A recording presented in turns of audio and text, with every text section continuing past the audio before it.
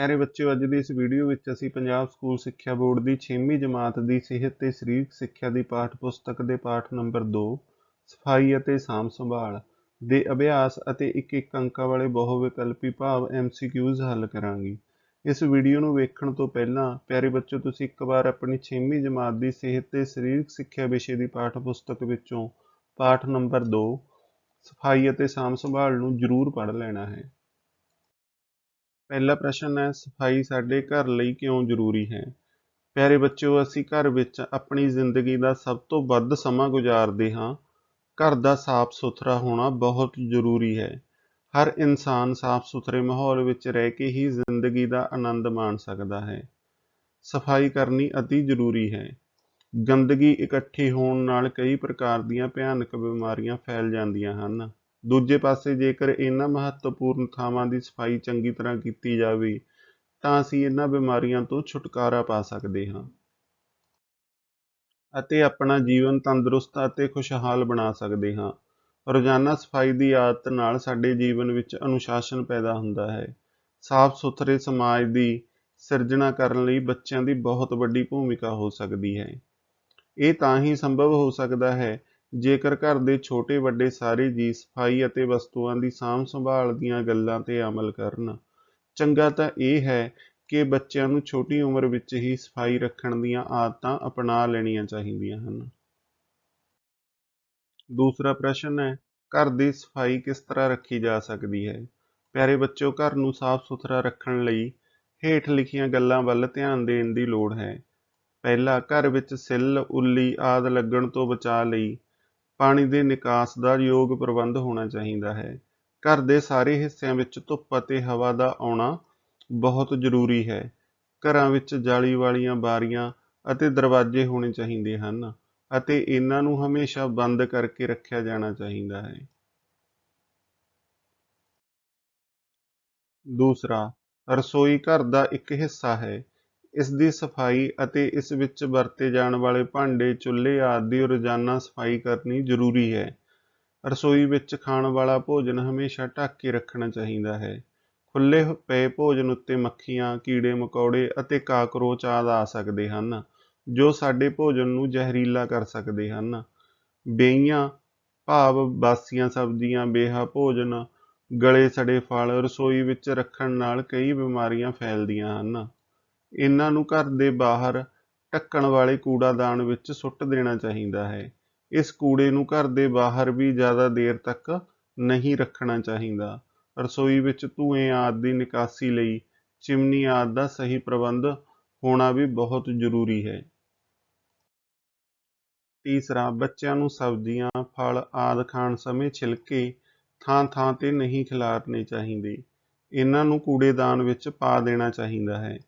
चौथा, कई बच्चों नूं थां थां ते थुकना जां कुरली करन दी माड़ी आदत हुंदी है। इस तरह करन नाल जिथे गंदगी फैलदी है उत्थे बीमारियां नूं जन्म देण वाले कीटाणु भी पैदा हो जाते हैं। बच्चों नूं इस आदत तो छुटकारा पा लेना चाहिए है। पंजवां, सारे घर विच खास करके गटरां विच समय समय कीटनाशक दवाइयां का छिड़काव करना चाहिए है। इस नाल घर विच मक्खी मच्छर काकरोच आदि नहीं रहिंदे। याद रहे कि घर विच छिड़काव की जाने वाली दवाई सेहत विभाग वालों प्रवानित होनी चाहिए है। नंबर 6, घर के गुसलखानिਆਂ की सफाई वाल भी खास ध्यान देने की लोड़ है। गुसलखाने का फर्श गिला नहीं रहना चाहिए। साबण शैंपू तेल आदि फर्श उत्ते नहीं डिगने चाहिए। इस नाल सानू तिलक के डिगण का खतरा रहिंदा है। घर दीयां नालियां अते मल मूत्र के निकास का सही प्रबंध होना लाजमी है। 7वां, सौण लग्गियां अपना बिस्तरा झाड़ लेना चाहिए है। 8वां, बच्चों लई पढ़न वाली जगह हमेशा साफ सुथरी होनी चाहिए है। बच्चों नूं अपना पढ़न वाला मेज कुर्सी किताबां बस्ते आदि भी सफाई चंगी तरह करनी चाहिए है। 9वां, घर के अंदर पालतू जानवर रखण लई अलग थां होनी चाहिए है। इन्हां दे मल मूत्र के निकास का भी योग प्रबंध होना चाहिए है। 10वां, घर के अंदर दाखिल होने तो पहला अपनी पहनी हुई जुत्ती चंगी तरह झाड़ लेनी चाहिए है। घर का फर्श ਰੋਜ਼ਾਨਾ ਸਾਫ਼ ਪਾਣੀ ਵਿੱਚ ਫਿਨਾਇਲ ਪਾ ਕੇ ਧੋਣਾ ਚਾਹੀਦਾ ਹੈ। 12ਵਾਂ, ਘਰ ਦੀਆਂ ਦਹਿਲੀਜ਼ਾਂ ਉੱਤੇ ਪਾਏਦਾਨ ਰੱਖਣੇ ਚਾਹੀਦੇ ਹਨ। ਇਹਨਾਂ ਨੂੰ ਸਮੇਂ-ਸਮੇਂ ਤੇ ਸਾਫ਼ ਵੀ ਕਰਦੇ ਰਹਿਣਾ ਚਾਹੀਦਾ ਹੈ। ਘਰ ਵਿੱਚ ਵਿਛੇ ਹੋਏ ਗਲੀਚੇ ਜਾਂ ਦਰੀ ਆਦਿ ਦੀ ਸਫਾਈ ਰੱਖਣੀ ਵੀ ਬਹੁਤ ਜ਼ਰੂਰੀ ਹੈ। ਤੀਸਰਾ ਪ੍ਰਸ਼ਨ ਹੈ, ਘਰ ਦੇ ਆਲੇ-ਦੁਆਲੇ ਦੀ ਸਫਾਈ ਵਿੱਚ ਕਿਹੜੀਆਂ-ਕਿਹੜੀਆਂ ਗੱਲਾਂ ਦਾ ਧਿਆਨ ਰੱਖਣਾ ਚਾਹੀਦਾ ਹੈ? ਪਿਆਰੇ ਬੱਚਿਓ, ਸਾਨੂੰ ਆਲੇ-ਦੁਆਲੇ ਦੀ ਸਫਾਈ ਰੱਖਣ ਲਈ ਹੇਠ ਲਿਖੀਆਂ ਗੱਲਾਂ ਤੇ ਅਮਲ ਕਰਨਾ ਚਾਹੀਦਾ ਹੈ। ਪਹਿਲਾ, ਘਰ ਦੇ ਬਾਹਰ ਪਾਲਤੂ ਪਸ਼ੂਆਂ ਨੂੰ ਨਹੀਂ ਬੰਨ੍ਹਣਾ ਚਾਹੀਦਾ। ਇਹਨਾਂ ਨੂੰ ਸਾਂਭਣ ਲਈ ਵੱਖਰੀ ਜਗ੍ਹਾ ਹੋਣੀ ਚਾਹੀਦੀ ਹੈ, ਕਿਉਂਕਿ ਇਹਨਾਂ ਦੇ ਮਲ-ਮੂਤਰ ਨਾਲ ਵਾਤਾਵਰਨ ਖਰਾਬ ਹੁੰਦਾ ਹੈ। ਗਲੀਆਂ, ਨਾਲੀਆਂ ਪੱਕੀਆਂ ਹੋਣੀਆਂ ਚਾਹੀਦੀਆਂ ਹਨ। ਜੇ ਗਲੀਆਂ ਵਿੱਚ ਟੋਏ ਪਏ ਹੋਣ ਤਾਂ ਇਹ ਮੀਂਹ ਪੈਣ ਤੇ ਪਾਣੀ ਨਾਲ ਭਰ ਜਾਂਦੇ ਹਨ। ਇਹ ਖੜਾ ਪਾਣੀ ਬਿਮਾਰੀਆਂ ਅਤੇ ਗੰਦਗੀ ਫੈਲਾਉਂਦਾ ਹੈ। ਘਰਾਂ ਦੇ ਬਾਹਰ ਦੀਆਂ ਨਾਲੀਆਂ ਵੀ ਪੱਕੀਆਂ ਹੋਣੀਆਂ ਚਾਹੀਦੀਆਂ ਹਨ। ਨਾਲੀਆਂ ਖੁੱਲ੍ਹੀਆਂ ਹਨ ਤਾਂ ਇਹਨਾਂ ਦੀ ਰੋਜ਼ਾਨਾ ਸਫਾਈ ਹੋਣੀ ਜ਼ਰੂਰੀ ਹੈ। ਗਲੀਆਂ ਤੇ ਨਾਲੀਆਂ ਪੱਕੀਆਂ ਕਰਨ ਅਤੇ ਸਾਫ਼ ਕਰਨ ਵਿੱਚ ਮੁਹੱਲੇ ਦੇ ਲੋਕਾਂ ਦਾ ਆਪਸੀ ਸਹਿਯੋਗ ਹੋਣਾ ਜ਼ਰੂਰੀ ਹੈ। ਇਹਨਾਂ ਨੂੰ ਠੀਕ ਕਰਵਾਉਣ ਲਈ ਸੰਬੰਧਿਤ ਮਹਿਕਮੇ ਨੂੰ ਵੀ ਬੇਨਤੀ ਪੱਤਰ ਲਿਖਿਆ ਜਾ ਸਕਦਾ ਹੈ। ਤੀਸਰਾ, ਘਰਾਂ ਦੇ ਆਲੇ-ਦੁਆਲੇ ਵਿੱਚ ਜੇਕਰ ਕਿਸੇ ਕਾਰਨ ਧੂੰਆਂ, ਘੱਟਾ ਆਦਿ ਪੈਦਾ ਹੁੰਦਾ ਹੋਵੇ ਤਾਂ ਉਹ ਘਰ ਵਿੱਚ ਆ ਸਕਦਾ ਹੈ, ਜੋ ਸਾਡੀ ਸਿਹਤ ਲਈ ਹਾਨੀਕਾਰਕ ਹੁੰਦਾ ਹੈ। ਇਸ ਦੇ ਬਚਾਅ ਲਈ ਘਰ ਅੰਦਰੋਂ ਹਵਾ ਬਾਹਰ ਵੱਲ ਨੂੰ ਕੱਢਣ ਵਾਲੇ ਪੱਖਿਆਂ ਦਾ ਹੋਣਾ ਜ਼ਰੂਰੀ ਹੈ।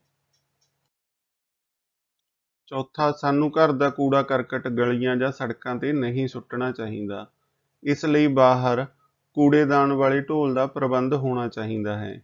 ਇਸ ਕੂੜੇਦਾਨ ਵਿੱਚੋਂ ਕੂੜਾ ਰੋਜ਼ਾਨਾ ਚੁੱਕਿਆ ਜਾਣਾ ਚਾਹੀਦਾ ਹੈ। ਇਸ ਤਰ੍ਹਾਂ ਨਾ ਹੋਣ ਦੀ ਸੂਰਤ ਵਿੱਚ ਸੰਬੰਧਿਤ ਮਹਿਕਮੇ ਨੂੰ ਸ਼ਿਕਾਇਤ ਕਰਨੀ ਚਾਹੀਦੀ ਹੈ, ਤਾਂ ਜੋ ਸਾਡੇ ਆਲੇ-ਦੁਆਲੇ ਸਾਫ਼-ਸੁਥਰਾ ਮਾਹੌਲ ਬਣਿਆ ਰਹੇ। ਪੰਜਵਾਂ, ਘਰ ਦੇ ਆਲੇ-ਦੁਆਲੇ ਦੀ ਵਿਹਲੀ ਪਈ ਥਾਂ ਉੱਤੇ ਸੰਘਣੇ ਹਰੇ-ਭਰੇ ਬੂਟੇ ਜਾਂ ਦਰੱਖਤ ਲਾਉਣ ਨਾਲ ਪ੍ਰਦੂਸ਼ਣ ਘਟਦਾ ਹੈ ਅਤੇ ਵਾਤਾਵਰਨ ਸ਼ੁੱਧ ਹੁੰਦਾ ਹੈ। ਚੌਥਾ ਪ੍ਰਸ਼ਨ ਹੈ, ਸਕੂਲ ਦੀ ਸਫਾਈ ਰੱਖਣ ਵਿੱਚ ਵਿਦਿਆਰਥੀਆਂ ਦੀ ਕੀ ਭੂਮਿਕਾ ਹੋ ਸਕਦੀ ਹੈ? ਪਿਆਰੇ ਬੱਚਿਓ, ਸਕੂਲ ਵਿੱਦਿਆ ਦਾ ਮੰਦਰ ਹੁੰਦਾ ਹੈ। ਬੱਚੇ ਲਗਭਗ 6 ਤੋਂ 8 ਘੰਟੇ ਦਾ ਸਮਾਂ ਇੱਥੇ ਬਿਤਾਉਂਦੇ ਹਨ। ਜੇਕਰ ਸਕੂਲ ਦਾ ਮਾਹੌਲ ਗੰਦਗੀ ਵਾਲਾ ਹੋਵੇਗਾ ਤਾਂ ਉੱਥੇ ਚੰਗੀ ਤਰ੍ਹਾਂ ਪੜ੍ਹਨਾ ਲਿਖਣਾ ਮੁਸ਼ਕਲ ਹੋ ਜਾਵੇਗਾ। ਇਸ ਲਈ ਸਕੂਲ ਦੀ ਸਫਾਈ ਰੱਖਣਾ ਸਾਡਾ ਪਹਿਲਾ ਫਰਜ਼ ਹੈ। ਇਸ ਦੇ ਲਈ ਸਾਨੂੰ ਹੇਠ ਲਿਖੀਆਂ ਗੱਲਾਂ ਵੱਲ ਧਿਆਨ ਦੇਣਾ ਚਾਹੀਦਾ ਹੈ। ਪਹਿਲਾ, ਸ਼੍ਰੇਣੀਆਂ ਦੇ ਕਮਰਿਆਂ ਵਿੱਚ ਮਿੱਟੀ ਘੱਟਾ ਨਹੀਂ ਹੋਣਾ ਚਾਹੀਦਾ। ਵਿਦਿਆਰਥੀਆਂ ਦੇ ਮੇਜ਼ ਅਤੇ ਕੁਰਸੀਆਂ ਸਾਫ਼-ਸੁਥਰੇ ਹੋਣੇ ਚਾਹੀਦੇ ਹਨ। ਵਿਦਿਆਰਥੀਆਂ ਨੂੰ ਬੈਠਣ ਤੋਂ ਪਹਿਲਾਂ ਆਪਣੇ ਮੇਜ਼ ਅਤੇ ਕੁਰਸੀਆਂ ਚੰਗੀ ਤਰ੍ਹਾਂ ਝਾੜ ਲੈਣੇ ਚਾਹੀਦੇ ਹਨ। ਦੂਸਰਾ, ਬੱਚਿਆਂ ਦੇ ਪੜ੍ਹਨ ਵਾਲੇ ਕਮਰਿਆਂ ਦੀ ਸਫਾਈ ਨਾ ਹੋਣ ਤੇ ਬੱਚਿਆਂ ਅਤੇ ਅਧਿਆਪਕਾਂ ਨੂੰ ਸਕੂਲ ਮੁਖੀ ਦੇ ਧਿਆਨ ਵਿੱਚ ਲਿਆਉਣਾ ਚਾਹੀਦਾ ਹੈ। ਤੀਸਰਾ, ਮਿਡ ਡੇ ਮੀਲ ਦਾ ਭੋਜਨ ਖਾਣ ਤੋਂ ਬਾਅਦ ਬੱਚਿਆਂ ਨੂੰ ਆਪਣੇ ਬਰਤਨਾਂ ਦੀ ਸਫਾਈ ਸਮੇਂ ਗੰਦਗੀ ਨਹੀਂ ਫੈਲਾਉਣੀ ਚਾਹੀਦੀ। ਚੌਥਾ, ਬੱਚਿਆਂ ਨੂੰ ਸਕੂਲ ਵਿੱਚ ਸਾਫ਼-ਸੁਥਰੇ ਕੱਪੜੇ ਪਾ ਕੇ ਆਉਣਾ ਚਾਹੀਦਾ ਹੈ। ਅਧਿਆਪਕਾਂ ਨੂੰ ਰੋਜ਼ਾਨਾ ਵਿਦਿਆਰਥੀਆਂ ਦੇ ਕੱਪੜਿਆਂ ਅਤੇ ਹੋਰ ਸਫਾਈ ਆਦਿ ਦੀ ਘੋਖ ਕਰਨੀ ਚਾਹੀਦੀ ਹੈ। ਪੰਜਵਾਂ, ਸਕੂਲ ਦੇ ਵਾਤਾਵਰਨ ਦੀ ਸ਼ੁੱਧੀ ਲਈ ਪੌਦੇ ਅਤੇ ਦਰੱਖਤ ਲਗਾਉਣੇ ਚਾਹੀਦੇ ਹਨ। ਪੌਦਿਆਂ ਅਤੇ ਸਕੂਲ ਦੇ ਬਗੀਚੇ ਦਾ ਧਿਆਨ ਬੱਚਿਆਂ ਨੂੰ ਰੱਖਣਾ ਚਾਹੀਦਾ ਹੈ। ਛੇਵਾਂ, ਵਿਦਿਆਰਥੀਆਂ ਨੂੰ ਕਾਗਜ਼ ਪਾੜ ਕੇ ਥਾਂ-ਥਾਂ ਸੁੱਟਣ ਦੀ ਬਜਾਏ ਕੂੜੇਦਾਨ ਵਿੱਚ ਸੁੱਟਣੇ ਚਾਹੀਦੇ ਹਨ। ਪੈਨਸਿਲ ਘੜਨ ਵੇਲੇ ਇਸ ਦਾ ਬੁਰਾਦਾ ਆਦਿ ਵੀ ਕੂੜੇਦਾਨ ਵਿੱਚ ਸੁੱਟਣਾ ਚਾਹੀਦਾ ਹੈ। ਅਧਿਆਪਕਾਂ ਨੂੰ ਰੋਜ਼ਾਨਾ ਕਿਸੇ ਇੱਕ ਵਿਦਿਆਰਥੀ ਦੀ ਡਿਊਟੀ ਕੁਝ ਦੇਰ ਲਈ ਸਫਾਈ ਦੇਖਣ ਲਈ ਲਗਾਉਣੀ ਚਾਹੀਦੀ ਹੈ, ਤਾਂ ਜੋ ਬੱਚੇ ਸਫਾਈ ਰੱਖਣ ਦੀਆਂ ਚੰਗੀਆਂ ਆਦਤਾਂ ਗ੍ਰਹਿਣ ਕਰ ਸਕਣ। ਇਹ ਆਦਤਾਂ ਵਿਦਿਆਰਥੀਆਂ ਲਈ ਸਾਰੀ ਜ਼ਿੰਦਗੀ ਬਹੁਤ ਲਾਭਦਾਇਕ ਸਿੱਧ ਹੁੰਦੀਆਂ ਹਨ। ਸੱਤਵਾਂ, ਖੇਡ ਦੇ ਮੈਦਾਨਾਂ ਦੀ ਸਫਾਈ ਰੱਖਣੀ ਵੀ ਜ਼ਰੂਰੀ ਹੈ।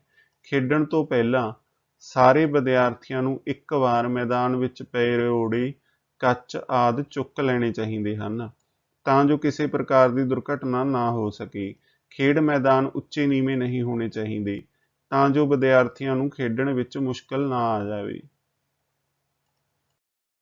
ਪੰਜਵਾਂ ਪ੍ਰਸ਼ਨ ਹੈ, ਘਰ ਦੀਆਂ ਵਸਤੂਆਂ ਦੀ ਸੰਭਾਲ ਕਿਸ ਤਰ੍ਹਾਂ ਕੀਤੀ ਜਾ ਸਕਦੀ ਹੈ? ਪਿਆਰੇ ਬੱਚਿਓ, ਸਾਨੂੰ ਘਰ ਦੀ ਸਫਾਈ ਦੇ ਨਾਲ-ਨਾਲ ਇਹਨਾਂ ਥਾਵਾਂ ਉੱਤੇ ਵਰਤੇ ਜਾਣ ਵਾਲੇ ਸਮਾਨ ਦੀ ਸਾਂਭ ਸੰਭਾਲ ਕਰਨੀ ਵੀ ਜ਼ਰੂਰੀ ਹੈ। ਘਰ ਦਾ ਸਾਰਾ ਸਮਾਨ ਆਪਣੀ ਨਿਸ਼ਚਿਤ ਜਗ੍ਹਾ ਤੇ ਪਿਆ ਹੋਣਾ ਚਾਹੀਦਾ ਹੈ ਤਾਂ ਜੋ ਲੱਭਣ ਲੱਗਿਆਂ ਔਖ ਨਾ ਆਵੇ। ਆਪਣੇ ਠਿਕਾਣੇ ਤੇ ਪਏ ਸਮਾਨ ਨੂੰ ਲੱਭਣ ਵਿੱਚ ਆਸਾਨੀ ਹੁੰਦੀ ਹੈ ਅਤੇ ਸਮਾਨ ਟੁੱਟਣ ਤੋਂ ਬਚਿਆ ਰਹਿੰਦਾ ਹੈ। ਘਰ ਵਿੱਚ ਮੌਸਮ ਅਨੁਸਾਰ ਸਰਦੀਆਂ ਵਿੱਚ ਗਰਮੀਆਂ ਦੇ ਕੱਪੜਿਆਂ ਨੂੰ ਅਤੇ ਗਰਮੀਆਂ ਵਿੱਚ ਸਰਦੀਆਂ ਦੇ ਕੱਪੜਿਆਂ ਨੂੰ ਸੰਭਾਲ ਕੇ ਰੱਖਣਾ ਚਾਹੀਦਾ ਹੈ। ਘਰ ਵਿੱਚ ਲੱਕੜ ਦੇ ਫਰਨੀਚਰ, ਬਾਰੀਆਂ, ਦਰਵਾਜ਼ੇ ਆਦਿ ਨੂੰ ਘੁਣ ਤੋਂ ਬਚਾਉਣ ਲਈ ਸਮੇਂ-ਸਮੇਂ ਸਿਰ ਘੁਣਨਾਸ਼ਕ ਦਵਾਈ ਦਾ ਛਿੜਕਾਅ ਕਰਨਾ ਚੰਗਾ ਹੁੰਦਾ ਹੈ। ਲੋਹੇ ਦੇ ਜੰਗ ਲੱਗਣ ਵਾਲੇ ਸਮਾਨ ਨੂੰ ਸਮੇਂ-ਸਮੇਂ ਸਿਰ ਪੇਂਟ ਕਰਵਾ ਲੈਣਾ ਚਾਹੀਦਾ ਹੈ। ਘਰ ਵਿੱਚ ਵਰਤਿਆ ਜਾਣ ਵਾਲਾ ਕੱਚ ਦਾ ਸਮਾਨ, ਚਾਕੂ, ਕੈਂਚੀ, ਪੇਚਕਸ, ਸੂਈ, ਨੇਲ ਕਟਰ, ਬਲੇਡ, ਕਣਕ ਦੇ ਬਚਾਅ ਲਈ ਵਰਤੀ ਜਾਣ ਵਾਲੀ ਦਵਾਈ, ਹੋਰ ਦਵਾਈਆਂ, ਫਿਨਾਇਲ ਅਤੇ ਤੇਜ਼ਾਬ ਦੀ ਬੋਤਲ ਆਦਿ ਸੁਰੱਖਿਅਤ ਜਗ੍ਹਾ ਤੇ ਹੋਣੀ ਚਾਹੀਦੀ ਹੈ ਤਾਂ ਜੋ ਇਹ ਛੋਟੇ ਬੱਚਿਆਂ ਦੀ ਪਹੁੰਚ ਤੋਂ ਦੂਰ ਹੋਵੇ। ਪ੍ਰਸ਼ਨ ਨੰਬਰ 6, ਸਕੂਲ ਦੇ ਸਮਾਨ ਦੀ ਸੰਭਾਲ ਲਈ ਬੱਚਿਆਂ ਨੂੰ ਕਿਹੜੀਆਂ-ਕਿਹੜੀਆਂ ਗੱਲਾਂ ਦਾ ਧਿਆਨ ਰੱਖਣਾ ਚਾਹੀਦਾ ਹੈ? ਪਿਆਰੇ ਬੱਚਿਓ, ਹਰੇਕ ਵਿਦਿਆਰਥੀ ਨੂੰ ਸਕੂਲ ਅਤੇ ਸਕੂਲ ਦੇ ਸਮਾਨ ਦੀ ਸੰਭਾਲ ਕਰਨੀ ਚਾਹੀਦੀ ਹੈ। ਬੱਚਿਆਂ ਨੂੰ ਸਕੂਲ ਦੀਆਂ ਕੰਧਾਂ ਤੇ ਪੈਨਸਿਲ ਜਾਂ ਪੈਨ ਆਦਿ ਨਾਲ ਲੀਕਾਂ ਨਹੀਂ ਮਾਰਨੀਆਂ ਚਾਹੀਦੀਆਂ। ਜਮਾਤ ਵਿੱਚ ਪਏ ਫਰਨੀਚਰ ਨੂੰ ਨੁਕਸਾਨ ਨਹੀਂ ਪਹੁੰਚਾਉਣਾ ਚਾਹੀਦਾ। ਜਮਾਤ ਵਿੱਚ ਲੱਗੇ ਪੱਖੇ, ਟਿਊਬਲਾਈਟਾਂ ਆਦਿ ਨੂੰ ਤੋੜਨਾ ਨਹੀਂ ਚਾਹੀਦਾ। ਜਮਾਤ ਤੋਂ ਬਾਹਰ ਜਾਣ ਸਮੇਂ ਬਿਜਲੀ ਦੇ ਬਟਨ ਬੰਦ ਕਰ ਦੇਣੇ ਚਾਹੀਦੇ ਹਨ। ਪਾਣੀ ਪੀਣ ਤੋਂ ਬਾਅਦ ਟੂਟੀ ਨੂੰ ਬੰਦ ਕਰ ਦੇਣਾ ਚਾਹੀਦਾ ਹੈ। ਸਕੂਲ ਦੇ ਬਗੀਚੇ ਵਿੱਚ ਲੱਗੇ ਪੌਦੇ, ਫੁੱਲ ਆਦਿ ਤੋੜਨੇ ਨਹੀਂ ਚਾਹੀਦੇ, ਸਗੋਂ ਇਹਨਾਂ ਦੀ ਸੰਭਾਲ ਕਰਕੇ ਸਕੂਲ ਦੀ ਸੁੰਦਰਤਾ ਨੂੰ ਕਾਇਮ ਰੱਖਣਾ ਚਾਹੀਦਾ ਹੈ। ਸਕੂਲ ਵਿਚਲੀ ਲਾਇਬ੍ਰੇਰੀ ਦੀਆਂ ਕਿਤਾਬਾਂ ਠੀਕ ਤਰੀਕੇ ਨਾਲ ਆਪਣੀ ਸਹੀ ਜਗ੍ਹਾ ਤੇ ਵੱਖਰੇ-ਵੱਖਰੇ ਖਾਨਿਆਂ ਵਿੱਚ ਵੱਖਰੇ-ਵੱਖਰੇ ਵਿਸ਼ੇ ਮੁਤਾਬਕ ਹੋਣੀਆਂ ਚਾਹੀਦੀਆਂ ਹਨ। ਲਾਇਬ੍ਰੇਰੀ ਵਿੱਚ ਪੜ੍ਹਦੇ ਸਮੇਂ ਸ਼ਾਂਤੀ ਬਣਾਈ ਰੱਖਣੀ ਚਾਹੀਦੀ ਹੈ। ਇਸ ਤੋਂ ਇਲਾਵਾ ਖੇਡਾਂ ਦਾ ਸਮਾਨ, NCC, ਬੈਂਡ, ਸਕੂਲ ਦੀਆਂ ਵੱਖਰੀਆਂ-ਵੱਖਰੀਆਂ ਪ੍ਰਯੋਗਸ਼ਾਲਾਵਾਂ ਦਾ ਸਮਾਨ ਆਦਿ ਨੂੰ ਵੀ ਸਹੀ ਜਗ੍ਹਾ ਤੇ ਰੱਖਣਾ ਚਾਹੀਦਾ ਹੈ। ਕੁਝ ਹੋਰ ਮਹੱਤਵਪੂਰਨ ਪ੍ਰਸ਼ਨ। ਪ੍ਰਸ਼ਨ ਨੰਬਰ 1, ਪ੍ਰਧਾਨ ਮੰਤਰੀ ਵੱਲੋਂ ਸਵੱਛਤਾ ਅਭਿਆਨ ਮੁਹਿੰਮ ਦੀ ਸ਼ੁਰੂਆਤ ਕਦੋਂ ਕੀਤੀ ਗਈ? ਪਿਆਰੇ ਬੱਚਿਓ, ਪ੍ਰਧਾਨ ਮੰਤਰੀ ਵੱਲੋਂ ਸਵੱਛਤਾ ਅਭਿਆਨ ਮੁਹਿੰਮ ਦੀ ਸ਼ੁਰੂਆਤ 2 ਅਕਤੂਬਰ 2014 ਨੂੰ ਕੀਤੀ ਗਈ। ਪ੍ਰਸ਼ਨ ਨੰਬਰ 2, ਭੋਜਨ ਨੂੰ ਖੁੱਲ੍ਹਾ ਕਿਉਂ ਨਹੀਂ ਰੱਖਣਾ ਚਾਹੀਦਾ? ਪਿਆਰੇ ਬੱਚਿਓ, ਭੋਜਨ ਨੂੰ ਖੁੱਲ੍ਹਾ ਇਸ ਕਰਕੇ ਨਹੀਂ ਰੱਖਣਾ ਚਾਹੀਦਾ ਕਿਉਂਕਿ ਖੁੱਲ੍ਹੇ ਭੋਜਨ ਤੇ ਮੱਖੀਆਂ, ਕੀੜੇ ਤੇ ਕਾਕਰੋਚ ਆਦਿ ਭੋਜਨ ਨੂੰ ਜ਼ਹਿਰੀਲਾ ਕਰ ਸਕਦੇ ਹਨ। ਪ੍ਰਸ਼ਨ ਨੰਬਰ 3, ਫਲ ਸਬਜ਼ੀਆਂ ਆਦਿ ਦੇ ਛਿਲਕੇ ਕਿੱਥੇ ਸੁੱਟਣੇ ਚਾਹੀਦੇ ਹਨ? ਪਿਆਰੇ ਬੱਚਿਓ, ਫਲ ਸਬਜ਼ੀਆਂ ਆਦਿ ਦੇ ਛਿਲਕੇ ਕੂੜੇਦਾਨ ਵਿੱਚ ਸੁੱਟਣੇ ਚਾਹੀਦੇ ਹਨ। ਪ੍ਰਸ਼ਨ ਨੰਬਰ 4, ਘਰ ਵਿੱਚ ਛਿੜਕਾਅ ਕੀਤੀ ਜਾਣ ਵਾਲੀ ਦਵਾਈ ਕਿਸ ਵੱਲੋਂ ਪ੍ਰਵਾਨਿਤ ਹੋਣੀ ਚਾਹੀਦੀ ਹੈ? ਪਿਆਰੇ ਬੱਚਿਓ, ਘਰ ਵਿੱਚ ਛਿੜਕਾਅ ਕੀਤੀ ਜਾਣ ਵਾਲੀ ਦਵਾਈ ਸਿਹਤ ਵਿਭਾਗ ਵੱਲੋਂ ਪ੍ਰਵਾਨਿਤ ਹੋਣੀ ਚਾਹੀਦੀ ਹੈ। ਪ੍ਰਸ਼ਨ ਨੰਬਰ 5, ਸੌਣ ਲੱਗਿਆਂ ਬਿਸਤਰਾ ਝਾੜਨਾ ਚਾਹੀਦਾ ਹੈ ਕਿ ਨਹੀਂ? ਪਿਆਰੇ ਬੱਚਿਓ, ਸੌਣ ਲੱਗੇ ਬਿਸਤਰਾ ਝਾੜਨਾ ਚਾਹੀਦਾ ਹੈ। ਪ੍ਰਸ਼ਨ ਨੰਬਰ 6, ਘਰ ਦੇ ਫਰਸ਼ ਦੀ ਸਫਾਈ ਹਰ ਰੋਜ਼ ਕਿਸ ਤਰ੍ਹਾਂ ਕਰਨੀ ਚਾਹੀਦੀ ਹੈ? ਪਿਆਰੇ ਬੱਚਿਓ, ਘਰ ਦੇ ਫਰਸ਼ ਦੀ ਸਫਾਈ ਹਰ ਰੋਜ਼ ਪਾਣੀ ਵਿੱਚ ਫਿਨਾਇਲ ਪਾ ਕੇ ਕਰਨੀ ਚਾਹੀਦੀ ਹੈ। ਪ੍ਰਸ਼ਨ ਨੰਬਰ 7, ਘਰ ਵਿੱਚ ਲੱਕੜ ਦੇ ਫਰਨੀਚਰ, ਬਾਰੀਆਂ, ਦਰਵਾਜ਼ੇ ਆਦਿ ਨੂੰ ਘੁਣ ਤੋਂ ਬਚਾਉਣ ਲਈ ਕੀ ਕਰਨਾ ਚਾਹੀਦਾ ਹੈ? ਪਿਆਰੇ ਬੱਚਿਓ, ਘਰ ਵਿੱਚ ਲੱਕੜ ਦੇ ਫਰਨੀਚਰ, ਬਾਰੀਆਂ, ਦਰਵਾਜ਼ੇ ਆਦਿ ਨੂੰ ਘੁਣ ਤੋਂ ਬਚਾਉਣ ਲਈ ਸਮੇਂ-ਸਮੇਂ ਸਿਰ ਘੁਣਨਾਸ਼ਕ ਦਵਾਈ ਦਾ ਛਿੜਕਾਅ ਕਰਨਾ ਚਾਹੀਦਾ ਹੈ। ਪ੍ਰਸ਼ਨ ਨੰਬਰ 8, ਲੋਹੇ ਨੂੰ ਜੰਗ ਤੋਂ ਬਚਾਉਣ ਲਈ ਕੀ ਕਰਨਾ ਚਾਹੀਦਾ ਹੈ? ਪਿਆਰੇ ਬੱਚਿਓ, ਲੋਹੇ ਨੂੰ ਜੰਗ ਤੋਂ ਬਚਾਉਣ ਲਈ ਉਸ ਤੇ ਰੰਗ ਕਰਨਾ ਚਾਹੀਦਾ ਹੈ। ਪ੍ਰਸ਼ਨ ਨੰਬਰ 9, ਘਰ ਦੇ ਕਮਰਿਆਂ ਵਿੱਚ ਕਿਸ ਚੀਜ਼ ਦਾ ਵਿਸ਼ੇਸ਼ ਪ੍ਰਬੰਧ ਹੋਣਾ ਚਾਹੀਦਾ ਹੈ? ਪਿਆਰੇ ਬੱਚਿਓ, ਘਰ ਦੇ ਕਮਰਿਆਂ ਵਿੱਚ ਹਵਾ, ਰੌਸ਼ਨੀ ਅਤੇ ਪਾਣੀ ਦਾ ਵਿਸ਼ੇਸ਼ ਪ੍ਰਬੰਧ ਹੋਣਾ ਚਾਹੀਦਾ ਹੈ।